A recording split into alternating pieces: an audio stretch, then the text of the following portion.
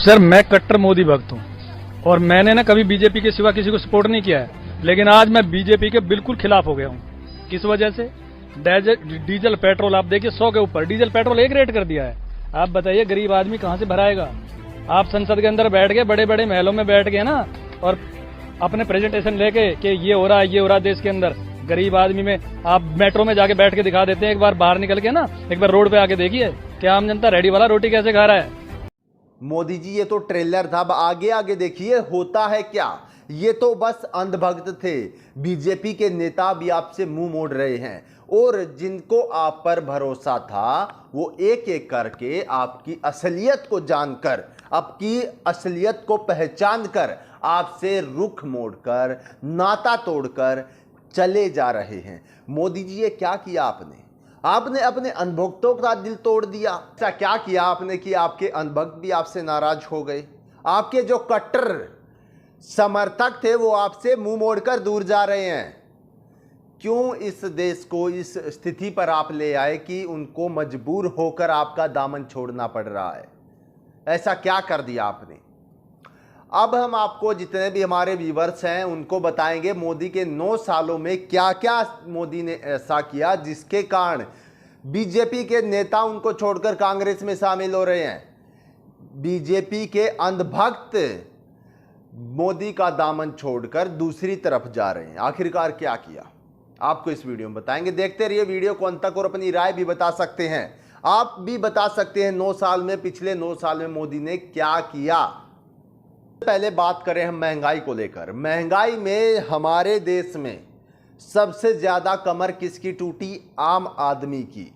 जो आम आदमी मिडिल क्लास अपने घर परिवार का खर्च नहीं उठा सकता, जो बेरोजगार होता जा रहा है, जो पहले ठीक था अब उससे भी नीचे जाता जा रहा है। किस कारण? महंगाई के कारण।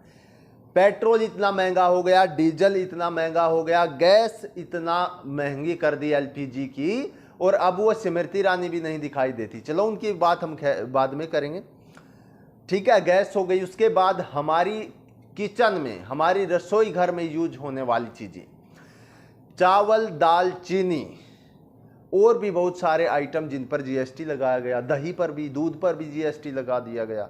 किसको ज़रूरत पड़ती है? आम आदमी को।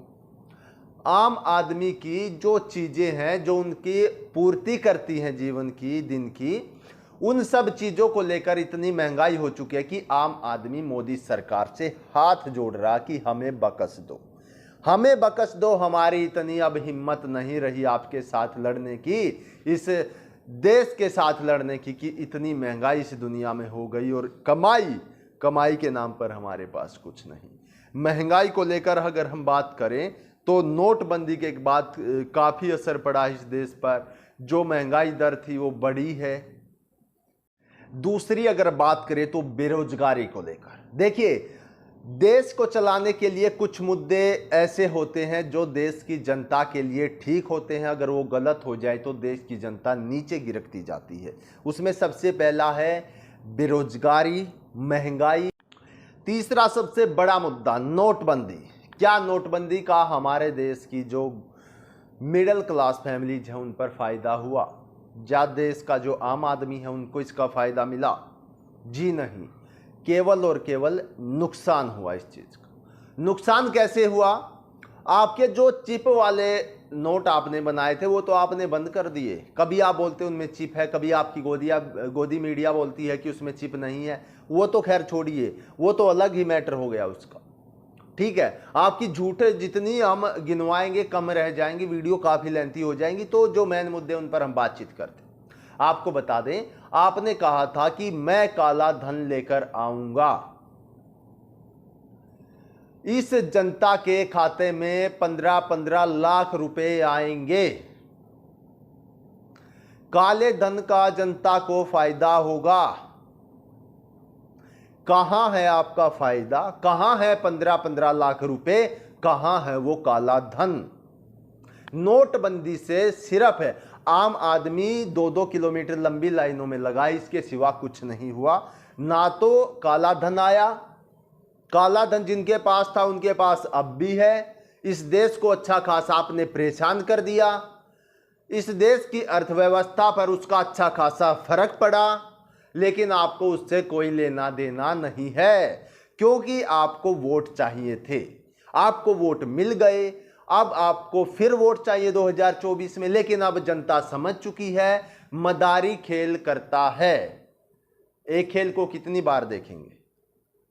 एक खेल को कितनी बार देखेंगे? अब देश की जनता समझ चुकी है कि कौन आपके हित में है, कौन आपके हित में नहीं है, कौन मोहब्बत की दुकान चला रहा है, कौन नफरत के ठेके खोलकर बैठा है। सब चीज सामने आ रही है धीरे धीरे। अगर इसके और थोड़ा डीपली जाएं तो डॉलर को लेकर, डॉलर की कीमत रुपये की कीमत से इतनी ऊपर हो गई है कि रुपया, आप क्या कहते थे मोदी जी? आप पहले तो वो बात देखिए। मोदी जी कहते थे अगर देश का पैसा गिर रहा है, देश का रुपया, देश की करेंसी गिर रही है, तो प्रधानमंत्री की इज्जत गिर रही है। ये बात आपने कही थी। अब आप ये बताइए, अब रुपया कमजोर कैसे हो रहा है? अब प्रधानमंत्री की इज्जत कैसे बची हुई है? गौर करने योग्य बात है। हमारे देश को जिस तरीके से पागल बनाया गया, अब आने वाले कुछ दिनों में हमारे देशवासी पागल नहीं बनेंगे। क्यों नहीं बनेंगे? क्योंकि उनको समझ आ गया है, उनको खेल समझ आ गया है कि कौन किसके हित में है।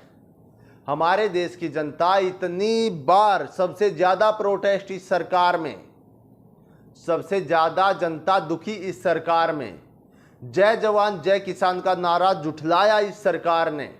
क्यों? जवान किसान दोनों को सड़कों से उठाकर भगाया, दोनों सड़कों पर आ गए थे। लाठीचार्ज करवा रहे हो।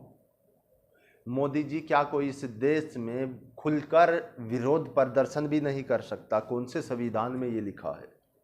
बताइए जरा। बीजेपी का कार्यकर्ता कोई बताए कौन से संविधान में लिखा कि यहां पर आदमी जो है वो अपने किसी भी चीज को लेकर विरोध प्रदर्शन नहीं कर सकते? आप लाठीचार्ज करवाते हैं उन पर। लाठीचार्ज करवाया कि नहीं करवाया? किसानों पर करवाया। हमारे 750 शहीद हो गए किसान। क्यों हुए? क्योंकि आपने वो बिल पास किए, बिल लागू किए। हमारा किसान आंदोलन चला, उसमें 750 परिवारों ने अपने पिता भाई खोए हैं। आपको बता दें, अब इस देश में 2024 में क्या बदलाव होगा, ये देश की जनता तय करेगी। और जितने भी हमारे व्यूअर्स हैं वो कमेंट बॉक्स में हमें बता भी सकते हैं कि आपकी राय क्या है, क्या होना चाहिए 2024 में। आप किसको एज ए पीएम फेस सोचते हैं, कौन आएगा? कमेंट बॉक्स में हमें बता सकते हैं। दोस्तों, आज की वीडियो में इतना। नेक्स्ट वीडियो में फिर मिलेंगे। देश और दुनिया की राजनीतिक खबरें आपके सामने लेकर आते रहेंगे। चैनल को सब्सक्राइब करें। आप देख रहे थे अब बोलेगा भारत। जय हिंद।